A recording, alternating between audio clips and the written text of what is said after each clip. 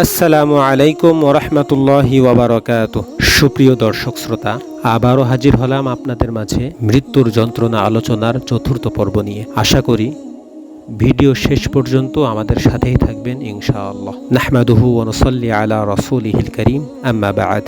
ইমাম গাযালী রাহিমাহুল্লাহ বলেন যে মানুষ বেচারা এতই দুর্বল, তার উপর কোনো প্রকার রোগ যাতনা ও বালা মুসিবত যদি নাও আসে, একমাত্র মৌতের কষ্ট ও মৌতের চিন্তায় তার সকল আরাম আয়েশকে নিঃশেষ করে দিতে পারে। মৌত এমন এক ভয়াবহ ঘটনা যা সকল সাধের বস্তুকে কর্দমাক্ত করে দেয়। জানা তো নেই কখন কার ঘাড় মটকে দিবে। হযরত সুফিয়ান সাউরি রাহিমাহুল্লাহ বলে, মালাকুল মৌত যখন মানুষের হৃদযন্ত্র স্পর্শ করে তখন হতে সে কাহাকেও চিনতে পারে না। তার বাকশক্তি রহিত হয়ে যায়, স্মৃতিশক্তি লোপ পেয়ে যায়। যদি তার দেহে শক্তি থাকতো তাহলে মৃত্যু যাতনায় অস্থির হয়ে সে অন্য মানুষকে হত্যা করত। মানুষ যদি কোনো আনন্দ উপভোগ করা অবস্থায় শুনতে পায় যে পুলিশ তাকে ধরার জন্য খুঁজে বেড়াচ্ছে, সে যে এখানে আছে পুলিশ তা টের পেয়েছে, তখন সে সকল আনন্দের কথা ভুলিয়ে পালিয়ে আত্মগোপন করবে। কিন্তু অবাক লাগে, সে তো জানে যে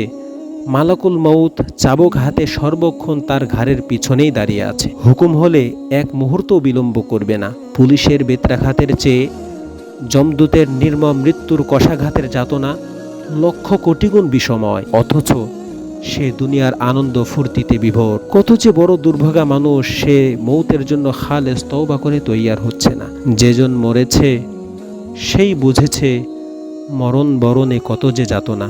কি যাতনা বিষে বুঝিবে সে কিসে, কভু আসিবি সে দংশে নিজারে।